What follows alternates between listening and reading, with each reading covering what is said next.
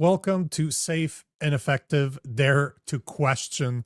I'm your host, Nico Lagan, and today I'm joined by 25-year veteran ER physician, COVID-19 whistleblower, and human rights activist, Dr. Mark Trozzi. Welcome. Thank you for being here. Well, hi, Nico. Nico, I have to say, I love the name of your podcast, Safe and Effective, because, over the last few years, I've toured many towns, spoken to many town halls, warning people about the safe and effective. And it's interesting, it's the most efficient lie on a mass scale in history, because with just three words, safe, effective, vaccine, they told three profound lies, because not safe, not effective, and really not a vaccine. I mean, it was a completely new technology. So I'm glad to be on Not Safe and Effective with you today, Nico. Yeah, it's safe and effective, ? It's important to I have to tilt my head now. ? Well, it's interesting, the world. Go ahead. Go ahead. No, I was going to say the World Balance for Health that I'm very deeply involved in for years now. We have a sticker campaign right now, and it just says, was it safe and effective? Like the question, safe and effective? Was it? Look around. What do you think? It's pretty self-explanatory considering what the past few years has taught us. Because as you said, we're not talking about the same type of technology whatsoever that was delivered in 2021 that we had been used to seeing for decades. But before we get into this, there's you used the word lie already, and the first question I ask every single guest on this show is to tell me what they believe the three biggest lies were being told by Big Pharma. Well, I mean, right off the bat, saying that these genetic injections were safe, saying that they were effective, and saying that they were vaccines. And the reason I say that is, in terms of safety, that one's an easy one. Just look at any even half legitimate data system, not the Canadian cover-up of data. We all know that. Doctors like Dr. Phillips, if they tried to report an adverse event, they were investigated and the report was checked out. So everybody was fine. That's a complete, cover up. And I think people that can look around at their neighborhood know that. But when you look at, even the data, like look at the US VAERS data, you have this system that's been monitoring vaccine adverse events and deaths, when people report them for 30 years. And within a few months, there were more deaths and more adverse events than there had been for all vaccines, for all diseases, for all of 30 years, all combined. I mean, it used to be like 138, 250 deaths, and then suddenly it went to 30,000, right? I mean, it wasn't subtle, right? So there's your safety, and we could go into all the ways this thing hurts you. And then what about the effective? Well, it was predictable that you'd get what's called antibody-dependent enhancement, that people would be more likely to get sick with this kind of a program during an active infection. And the evidence is there. Look at the Cleveland Clinic. Every shot, when they looked at 50,000 workers in their region's hospitals, every shot rendered people more likely to get COVID. The lowest incidence of COVID is in people who take no shots. The highest incidence of COVID is people who take the most shots. So there's your effective gun. It isn't effective. And then what about vaccine? Well, a vaccine, and I have a lot of criticism now of what I've learned, but a vaccine is supposed to be a bit of the thing you're vaccinating against, a few hundred or a few thousand particles of the virus, modified, deadened, weakened, or whatever.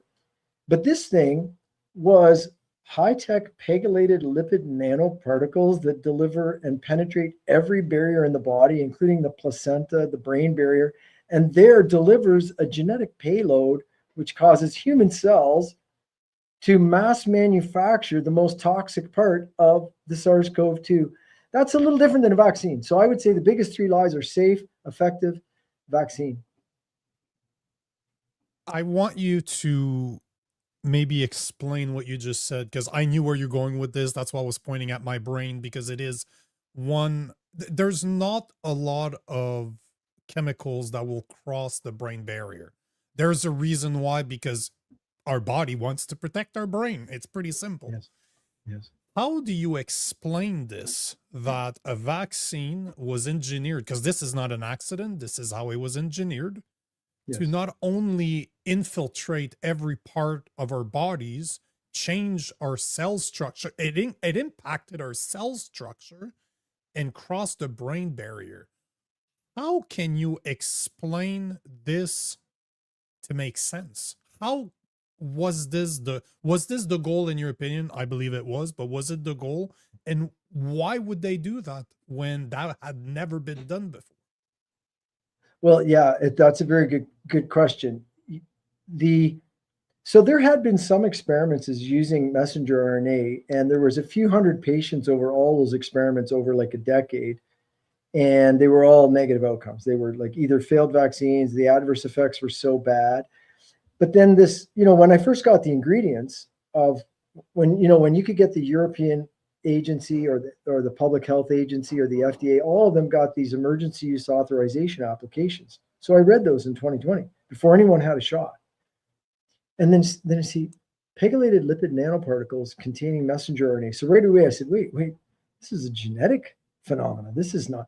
And then when you look into pegylated lipid nanoparticles, they've been used in research for like people with brain cancer who they failed every other treatment. It's like, okay, we're going to do the experimental treatments on them. And that's when pegylated lipid nanoparticles were used to deliver drugs or anything. You can deliver anything you want using pegylated lipid nanoparticle. And these things were meant to penetrate the brain barrier. So that they're introduced as another huge lie, because what did they say? They said, well, it's a vaccine. That's a lie. And then they said, well, because it's a vaccine, it will stay at the injection site and just go to the local lymph nodes. Well, you're lying about A, so what follows B is also a lie. When the reality is, by design, you didn't need to run this experiment. Pegylated lipid nanoparticles are meant to invade or deliver whatever they're delivering to every single tissue in the body, even the unborn child. That opens a massive can of worm, what you just said there, because it's one thing to understand what happened. I like to understand the why it happened, which is a very dangerous rabbit hole to go down, because we could literally go on and on and on for probably hours about this. And I should probably get you on my other show to talk about this, because I'm very interested in that aspect. But one of the things that we do on this show, we try to really concentrate on the expecting mothers, the parents of young children, similar to me. This is one of the reasons why I'm doing this podcast, is because my wife just gave birth 10 months ago. My son's very young. Congratulations. I'm unvaccinated. My wife is unvaccinated. We're the two Great. black sheeps of both our respective families. My son is 100% natural, has not been touched. Beautiful. And he won't be either. But one of the things that COVID, at least for me and a lot of people, I would imagine out there, a lot of Canadians, it opened my eyes to how the medical system has a complete grasp on everything. It seems like we see doctors almost as gods, as in whatever they say, we need to pay attention, we need to respect. And not only during COVID, but even now, years after, telling a doctor that I did not want my son to be vaccinated in Canada was a fight. From the get-go, it was a fight. We had to make sure, like I was telling you before the show started, my job as a father, or expecting father at this point, was to make sure the doctors or the nurses did not touch my son, did not inject him with anything, or remove them from the from the room, did not cut the umbilical cord unless it was white. My job was to make sure they didn't do anything to my son, and I was ready to go to jail for it. Well But done. this is the reality in Canada. If you don't want your kid to be vaccinated, you will need to fight the establishment, because they will try. Does that make sense to you? How does that make you feel as a doctor, considering that you were I don't know if do you still have your license right now? I know my provincial license. Doctors Yeah. like myself, many of us that did the right Yeah. thing. We don't, but you know what we have? We have our vocation, because a smart person like yourself would look at me and go, I've lost respect for most doctors, but not this guy, Because this guy, like Patrick Phillips, like Chris Shoemaker, like Peter McCullough, like Tess Laurie, like Ryan Cole, like these are all my friends now, right? So how did it happen? Well, there's a potential long version of that story, which is it starts with the Rockefellers in the early 1900s and a report that was commissioned by Rockefeller and Carnegie.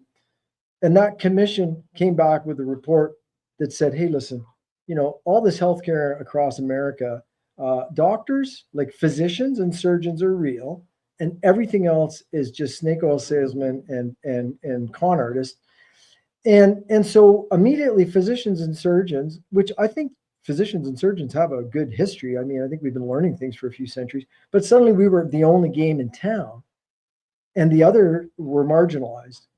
And then medical education was progressively infiltrated. You couldn't just, take over medical education overnight, and so it was a gradual process. And I've watched that process through my own life. I mean, I entered medical school in 1986.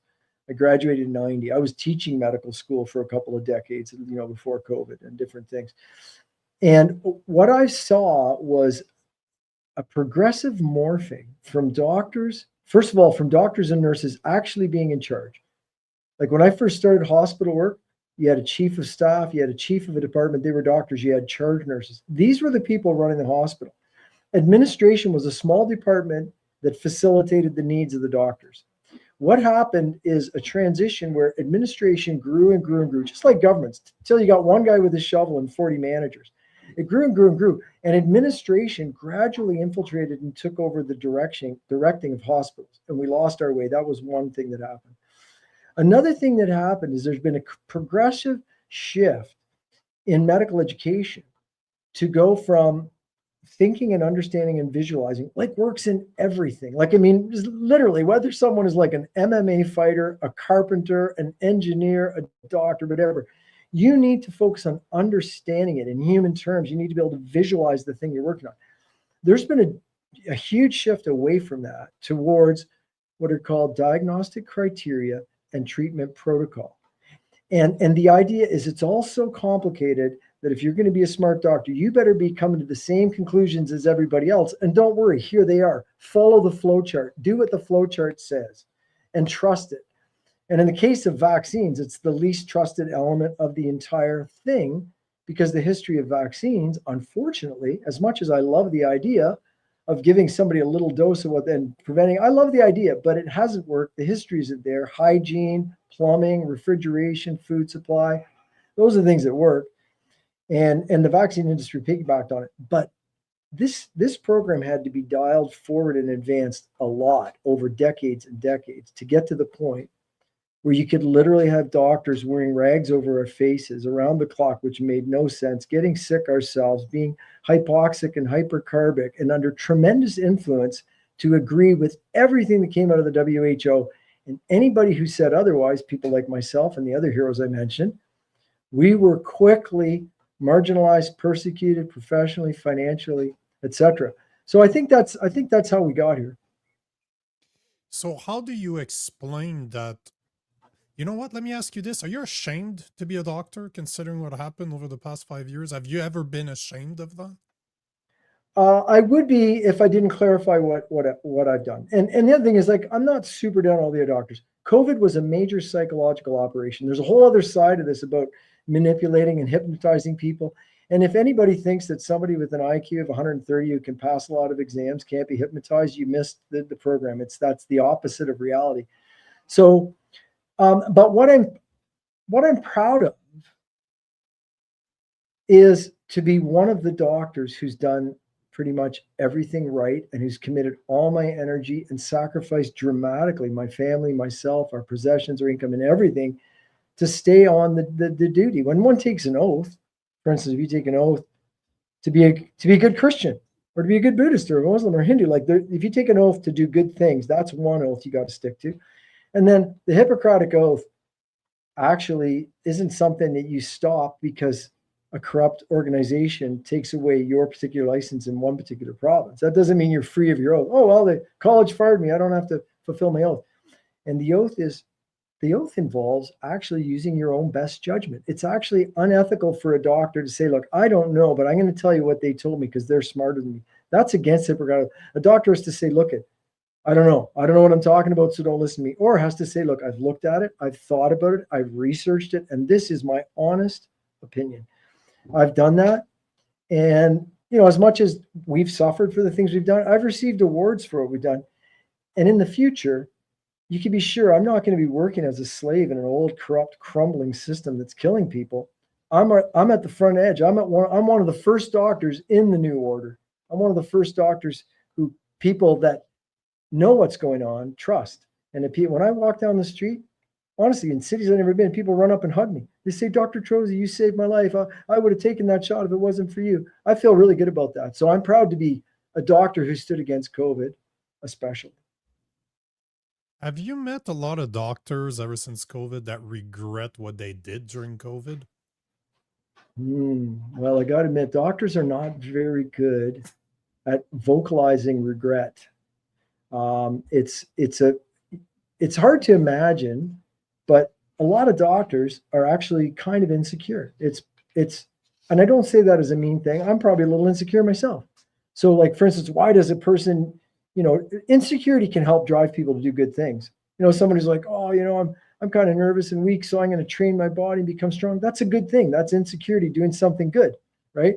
Or somebody says, geez, I really want people to like and respect me, so I want to really contribute something to society, so I'm going to work really hard, and I'm going to go to medical school, and I'm going to be a really good emergency doctor and save lives all day long. People are going to love me. That's a good thing. But I think there's a side where, doctors kind of live behind a wall, a lot of them, sadly. And it's partly because maybe they grew up, like I grew up a bit of the street, of the normal people. Like I come from blue collar people. I know how to talk to everybody. I've hitchhiked across the continent when I was young. Like I have real life experiences. I'm not nervous to just be a guy. I'm not afraid to be somewhere and I'm just Mark. I'm not doctor, blah, blah, blah. But for a lot of doctors who they know the sort of class that they grew up in. They know how to work there, but they're actually kind of nervous with the rest of us. So they need a professional barrier. And the professional barrier is I'm the doctor and I'm not going to show you things like, oh my God, I screwed up. I injected my wife with messenger RNA and she aborted our baby. They have a real problem confessing those kind of things.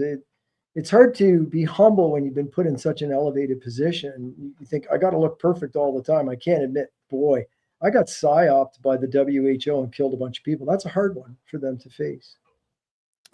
Yeah, and I've dated an anesthesiologist for years, and all of her friends are surgeons. All of her friends are doctors. So I fully know what you're referring to. It is, to go back to your comment earlier, you said that if you don't think that people that have an IQ of 130 cannot be hypnotized, you don't understand the education system, because the whole education system is indoctrination. And there's a lot of studies that shows that the longer you stay in school, the more indoctrinated, the easier to be indoctrinated you are, because for 10 extra years on top of your normal studies, you were told, regurgitate what we tell you, do it properly, and we'll give you a cookie at the end that is your diploma. So how can you not be indoctrinated the longer you stay in school? But one of the things that I've noticed since COVID is a lot of people obviously have lost trust in the medical system. And I understand why. I'm one of them 100%. I do not trust doctors anymore. And when I say I don't trust doctors, I don't trust 99.9% of doctors. I will trust some like you. I will trust midwife, because we had a great one in Alabama when my wife discovered she was pregnant, because we spent our winters down there. But do you think the average Canadian, the average American that opened their eyes during COVID, started asking questions and like, hey, I'm not okay with what's going on right now, will ever trust the medical system ever again? Do you think the medical system will get trusted the way it was 10 years ago? Well, I don't think the old medical system will be trusted without some genuine repentance, without genuinely, admitting the mistake. And it's interesting you mentioned this, Nico, because we're right now in preparations. The World Council of Health is in preparations for a conference in Rhode Island. I'd love you to come, by the way. We'd send you a press pass. And the conference is bringing in, really major leaders in the medical truth movement. Some of us, a few of us from Canada, some from Europe, but a lot from the US. And the whole subject is building new health systems, because enough people say, wow, like you go to have your child born and you find yourself like also working as a doorman trying to protect the baby who's just been born from something that the parents don't want, and the parents are the ones responsible. So I think that there's a portion of the population, and I think it's getting pretty significant, that there's some who from the beginning said, hey, I watched Dr. Trozzi explanation of these shots. I'm not taking one at any cost. There's a lot of people that are in that group, and I think they know which doctors they trust. And I think that's why we're kind of at a special opportunity in history. We've got to build new healthcare. We've got to clarify what's false and what's truth. And we have a neat opportunity, because the last 5 years was the ultimate examination of ethical and scientific integrity for doctors. And literally, like I was at a conference in Europe and I said this, pretty much got a standing ovation. I said, and this was 2021 or 2022. And I said, if your doctor is not under investigation or had their license revoked, run. So strangely, for smart people, like let's say you want to find a nurse you can really trust. You say, we need somebody to take care of mom or whatever. Well, go on the nurses, the nurses union site or the nurses association, and look for the nurse that got suspended over COVID, specifically COVID. Look for the doctor who got his license revoked over COVID. And they're in general, and then you got to look into them a little bit personally. So that's what's happening is 1 out of 1,000 medical doctors has the respect of this growing portion of the population, and we're the ones delivering the information, and we're the ones who are going to head up building a system people trust. And let's just hope we can design it so it doesn't get taken over by big pharma again. You know what? It's interesting you say that, because my son was born at 4.8 pounds. Like, he was born super small. He was born at term. He was just a small kid. Thank God, because my wife is a very small woman, so she wouldn't have been able to pass anything bigger. Perfect. But he spent, because he was under 5 pounds, he had to be a DQ. He had to be under observation until he could produce enough glucose to heat his own body. So he was under observation for 4 days. So if I was protective of him during the delivery, I literally slept in a lawn chair right next to his incubator, holding him the whole time. There was nobody came to him unless I was there, and I was the only guy. Of all the people out there, I was the only father or mother. I be honest, my wife was recuperating in a room just down the hallway, but I was there to protect my son against the doctors, as bad as this sounds. But I got to speak to a lot of nurses and a lot of doctors, and there are doctors that admitted to me that they were questioning, because I told them I'm very upfront. I'm not ashamed of what I believe in. I told them all, you will not do anything to my son unless I'm there, and if you do, there'll be consequences. You're not injecting my son with anything. I refuse to, and I will be here to protect him. So they knew why I was there, and I'm a big guy. So they don't mess around. They didn't mess around with me, but some of them admitted that they were starting to question what happened during COVID, made them question. One of them recommended me to an old school doctor, although she doesn't understand why we're not vaccinating our son. She's his pediatrician. She mentioned it once. We said no. She never brought it up again. And she's like, I will not refuse your son because he's unvaccinated. It's not going to happen. I'm a doctor.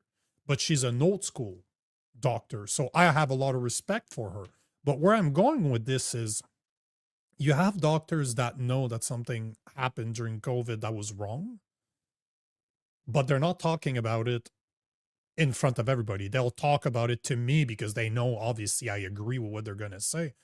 But that's very hypocritical from my perspective.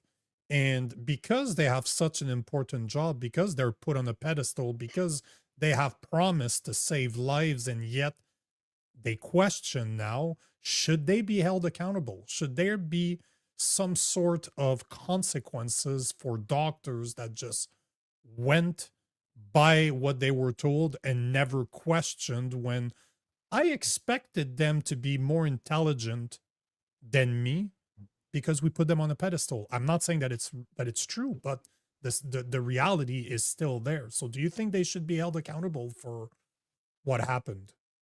Well, I think there has to be a tiered response to that. So, for instance, it's very clear there are some people who were involved in the COVID operation at the level of planning or at the level of covering up things. You got to remember, covering up, like if you kill somebody by mistake and then you hide the body, now you've crossed the line far into criminality. So I think we have to look at that. I mean, there are definitely, and strangely, I mean, these are the people who are currently the registers of the medical colleges, the leads of ministries of health, the people that were ministers of health at the provincial and federal level. I mean, these people had a duty to read the material I read and to warn the people like I did. And instead, they actually ran an operation to coerce the entire population into this crazy experiment while using their authority wrongfully to persecute the nurses and doctors who were trying to do our duty despite that. So I think those people should be criminally charged, no question. But then as you move across the spectrum, you have the other end of the spectrum, which is, for instance, let's say a doctor who just fell for the psyop. I mean, and it was intense. You have to remember, we were suddenly superheroes on the front line. But if you question any of it, you are now a killer who is an arrogant, pompous butt who thought you knew more than the WHO or the super duper experts of the world were. And so you should do all these new things they've told you, even though they were clearly insane and not consistent with things we should have known. In the context of that, the coercion, the punishment, it's like a cult. You have everybody surrounded, everybody's wearing the facial barriers, that's how cult dynamics work. This thing was very well worked out. So let's say I take a doctor like that who maybe gave the shots, took the shots, maybe made an extra $100,000 that year. Well, Patrick Phillips was losing his home for warning the public and trying to treat COVID properly. This guy might have made an extra $100,000. But what if he really fell for it? What if he fell for it so bad he injected his own wife and kids with the modified messenger RNA biological weapon called a safe and effective vaccine, and his patients and his fellow workers? This is a very complex situation. I think that if that doctor can awaken, can be guided through the process of seeing reality for what it is. And there's so many ways to see that. Now you could just hang out at a funeral home and watch, or you could go with data or statistics or autopsies or histology or experiments. And there's so much evidence. It's mount evidence that if that doctor goes, oh my God, I got psyoped. I did totally the wrong thing. I hurt my own family, my own patients. I think that there's a path to redemption for that person, which probably doesn't involve prison time. I think it involves rehab. I think one big step would be that the people at the top who did it. So for instance, your registers of colleges who orchestrated the abuse of the doctors who did the right thing. Those people need to be seen publicly that they are receiving some form of justice and liability for what they've done. And then there needs to be a statement put out, which is like Dr. Phillips, Dr. Killian, Dr. O'Connor, Dr. Shoemaker, Dr. Trozzi, etc. You guys were unlawfully abused. The system was weaponized. You're actually doing the right thing. So we want to give you an award instead of this punishment. And then we can get doctors who submit to authority, which most people do, and money. They'll be able to look and go, oh, okay, we're getting re-educated. And then we've got to have a big rehab for all those so there's going to be a line drawn somewhere. These ones punished, these ones repent of their own choosing and make some kind of redemption. And we make sure that this never happens again. And we make sure that doctors, if they're going to continue to carry that, respect, he's a doctor, they're going to have to get back to what is ethical and lawful and proper and scientific and earn that. And that's going to partly involve dissolving the system of programming doctors to act like computers. And you see another thing, Nico, if I can just mention it, the pressure on doctors is if a doctor does what all the other doctors do and everybody dies, they're not in trouble officially. Maybe they're in trouble karmically or things that actually matter to people that have a deeper appreciation of what life is. But strangely, a doctor who does something different than the other doctors, and even if he saves 99 lives out of 100, he's actually liable because they won't say, oh, what he did is what all the other doctors agree. So there's this idea that all the doctors agree, and that's how you know it's the right thing to do. But unfortunately, all the doctors aren't agreeing. They're just following orders.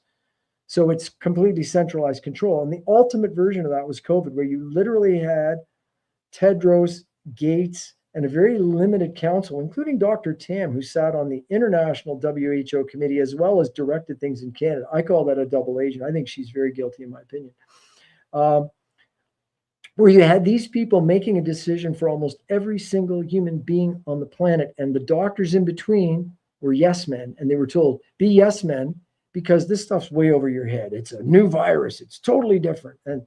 And unfortunately, the best thing to do, despite the pain and losses, was to keep thinking about your ethics and your science and say, wait a minute, I am not going to do what I think is wrong. Yeah, the science was settled. That's always what you kept on hearing. You can't question because the science is settled, and you're being told that by non-doctors. Non-doctors, aka Bill Gates, is telling us or doctors that the science is settled. That's why I always go back to, we need to agree that there's a certain amount of responsibility put on doctors, and they need to live up to it, or they don't deserve to have those responsibility. This is how it works in real life, right? If you have a lot of as a parent, you have responsibility. If you mess up, guess what? It's on you. There's nobody else to blame than you. And this is what I would like to see on doctors, because as much as I know what you're saying is true, that it was a massive psyop, I agree. I absolutely agree. But people still chose to follow. As much as it was a psyop, I still saw it coming from the get-go and didn't participate. It cost me everything. But you know what? I haven't met one person in 5 years that regretted not taking the vaccine. I've regretted. Sure. I've met a lot of people that regretted taking the vaccine, but none that didn't. Yes. So that's why I'm always, I don't want to be too hard on doctors, but at the same time, I'll never trust them again because of their own actions. But it bothers me that, just like politicians with crown immunity, they're kind of walking away from this unscathed. Yeah, it's true. Well, I think it's interesting how truth and freedom have become such central mantras for all of us that basically rose into action over the COVID thing. Although now we recognize COVID is one operation in a bigger war against us. But for that group, I think we need to, who do you trust? It's a free market situation. In other words, I think anyone who says, I trust anybody who's a doctor is an idiot. Just like I think anybody who says, well, I trust anybody who's an engineer, I think is an idiot. I think you got to look at somebody's track record. And I think that's where we're going now.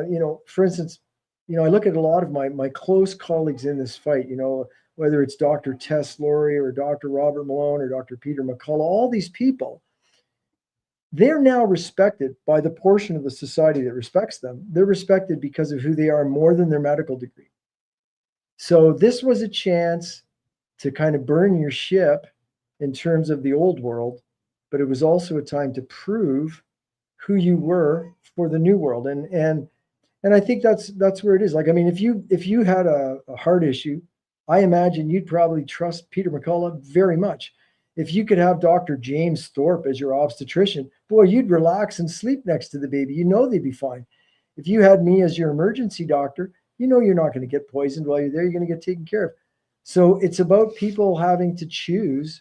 And that's what the old system doesn't want. For instance, the old system says, no, you can't choose your doctor. In fact, you can't even choose your healthcare person. You're going to take what you get. And I think a lot of us have said, you know what, I'm not going to take what I'm going to get. And I think we're early in a revolution to build I think some places will take it back. I think in Florida, for instance, I think in El Salvador, perhaps. I think the medical system itself could become legitimate. In some other countries like Costa Rica, the president has said, never again will the medical colleges tell doctors what they can say. Like like if I had this conversation and I hadn't already thrown my license to the wind to have these conversations, I'd lose my license at the end of the day, right? Uh, and so people are learning who to trust and and who not to trust. And somebody just having some letters after the name, now we know that doesn't mean anything. As a comment just said, never confuse education with intelligence. So true. Yeah. You keep on alluding to spirituality, you keep alluding to religion. So I'm going to ask you a question that I didn't think I would Sure. ask you today, because No we don't problem. know each other, right? It's the first time we Yeah, speak, but it is. are you do you think that this was evil what happened during COVID? Do you think it was evil Yeah. intent? Because I'm a Christian, right? Yeah. From Yeah, me this too. is not something I normally talk about on this show, No. Yeah. but to me that was evil. It was absolutely evil. It's part of the death cult that we see through the West, through the world now. Yeah. But do you think it was orchestrated with evil intentions, or it was pure evil? Well, I think so. I mean, you even if you just like, let's say, I'm not a theologian. I wouldn't, turn to me for great advice. But even if you just look at it from a scientific point of view, I mean, and let's just go with the injection. Never mind all the other lies. The abuse. It starts with the lie. It starts with the British serial mathematical fraudster who says hundreds of millions of people are going to die if we don't do something. Okay, that's a lie. Then they suppressed treatment when there were safe and effective treatments for COVID, and they even stopped people from getting it. Like, listen, we need some people to die of COVID, right? So, I mean, that's crazy. I mean, when in the world was a cold controlled by a central global government and forcing everybody to lock up their homes, lock up their kids, put covers on their faces? I mean, the whole thing is so abusive, right? It goes way beyond just a medical mistake. And then you look into the difference between, like, look at the Pfizer documents. I mean, these people have got people in government signing contracts for this safe and effective vaccine when the evidence is clear. This thing is the most toxic medical product in the history of the world. Literally, I mean, just for pregnancy and miscarriage of babies. Do you know, I agree with Dr. Thorpe. He said it 2.5 years ago. He said, the COVID-19 vaccine will make thalidomide look like a Flintstone vitamin. And it has. You look at Pfizer's own data, and they did these tricks. This one is really appalling. They've got this table in their clinical trials, and on one side of the table, you see number of vaccinated women reported, and on the other side, you see, you see how many women were injected, a couple thousand. Then on the other end, you see a column which says how many lost the baby, and it's a couple hundred, which is like, oh, well, 200 in 2000. Strangely, that's kind of normal miscarriage rates. But what they don't show you, and you have to look into it, go, wait a minute, look at this middle column, number reported. And they only reported a couple hundred. So the reality is, yeah, we injected a few thousand women, and out of a couple hundred of them, almost all of them aborted their baby. But the way it was framed in this study, it's what they call the obfuscation of harm, covering up the harm. It's not a mistake. It's too intentional. There's too much into this thing. Even you look at the intellectual property. I mean, COVID patents go back 10 years before COVID suddenly happened when somebody kissed a bat. I mean, that's insane. So there's no question. COVID was pre-planned. It was launched. There's lots of people involved. I mean, look at the Public Health Agency of Canada. They sign a contract with Pfizer and Moderna, which says the contract is like, yeah, no, we haven't proven safety. We haven't proven efficacy. We haven't proven safety in pregnancy. They sign it. And then the government and all these people that turn to the public and say, listen, it's safe, effective, give it to your pregnant wife. If that isn't evil, I don't know what is. I couldn't agree with you more. It's interesting you speak about this because I had Michelle Wharton on the show, on my show a few weeks ago, and she sent me those documents. She sent me the Pfizer document that literally shows the contract between the government of Canada and Pfizer, and they literally stipulate in the contract that we are not, we don't know what the side effects could be. But you agree to this. You agree to coerce Canadians into taking a product that we don't know what the consequences are. We just don't know. Yeah. It's insane, but it's more than insane. It's evil. To me, it's Yes. absolute evil.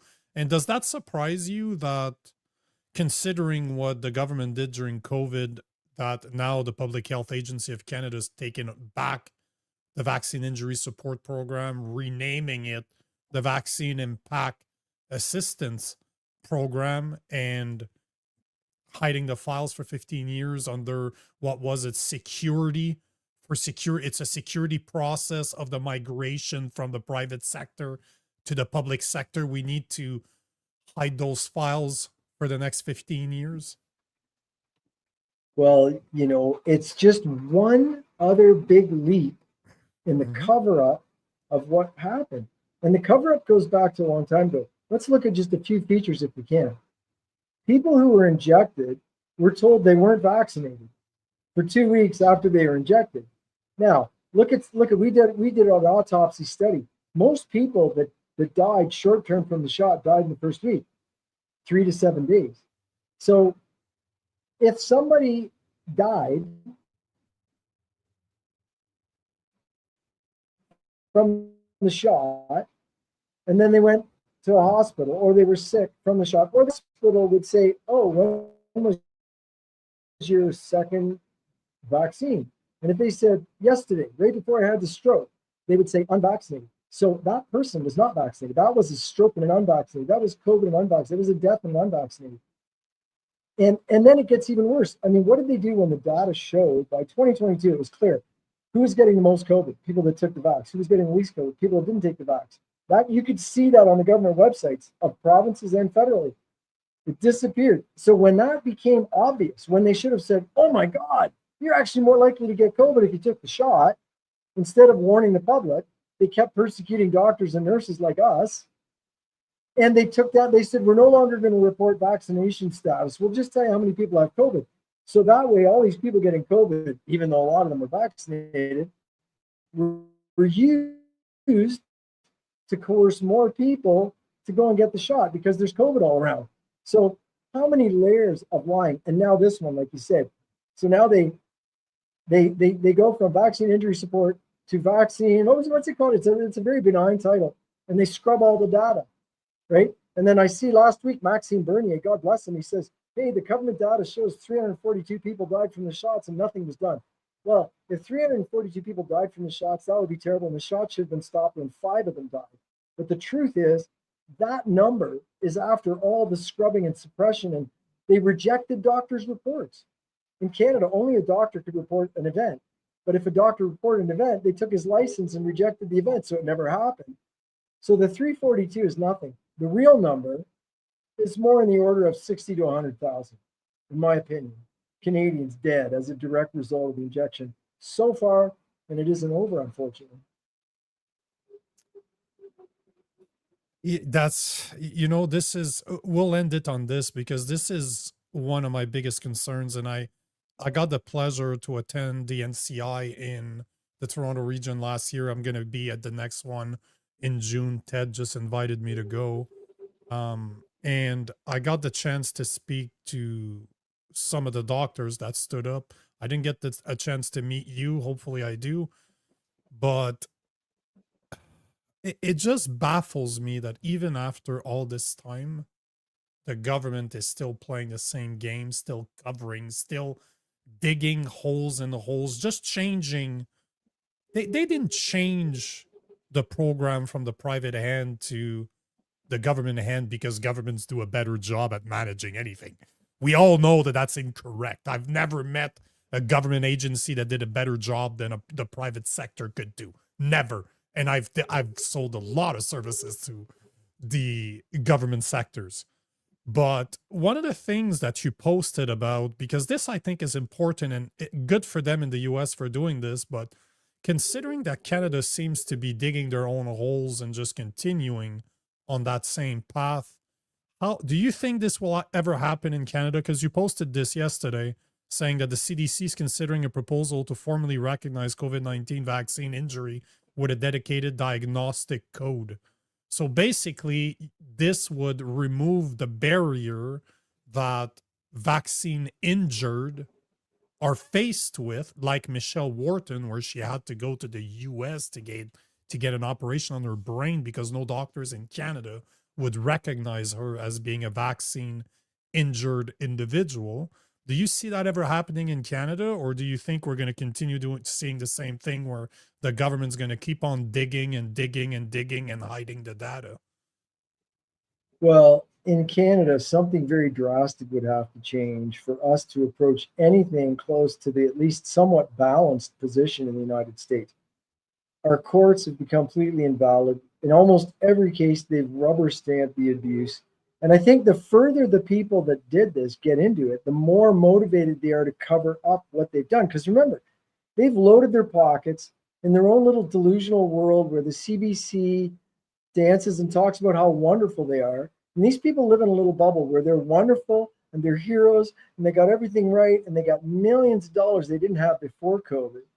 And so they're very, very committed to covering up the reality, which is that they either completely failed or committed basically organized mass murder.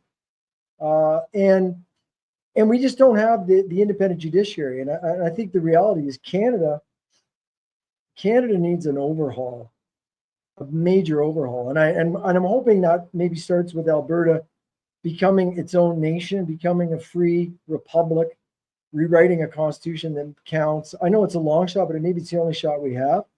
But otherwise, I think we have to face the hardcore reality that the governments, old world governments and institutions in Canada have lost all legitimacy. You can't commit murder and cover it up and be legitimate in my world. So we need a major revolution of some sort in Canada, and I don't know what form that's going to take.